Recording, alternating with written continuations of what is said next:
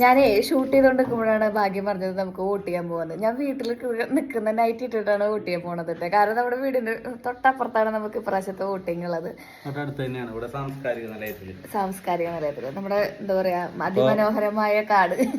ജീവിതത്തിലെ ആദ്യത്തെ സമ്മതിദാനാവകാശം വിനിയോഗിക്കാൻ പോവാണ്. യെസ്, ഞാൻ ആദ്യമായിട്ടാണ് വോട്ട് ചെയ്യാൻ പോണത് കേട്ടാ. ഞാൻ ആദ്യമായിട്ട് എന്റെ വോട്ടിംഗ് കാർഡ് എടുത്ത് കാണിച്ചു കൊടുത്തേട്ടാ. അതന്നെ കാണിച്ചു കൊടുത്ത സുന്ദരിയായി എന്നെ കാണിച്ചു കൊടുക്കേട്ടാ. സുന്ദരി ഞാനതില് ഞാൻ തന്നെയാണ് ഇപ്രാവശ്യത്തെ വോട്ടിങ്ങിന്റെ സംഭവം ഉണ്ടാക്കിയത് കേട്ടോ. കണ്ടോ പഴയത് ഗുണ്ടവിനു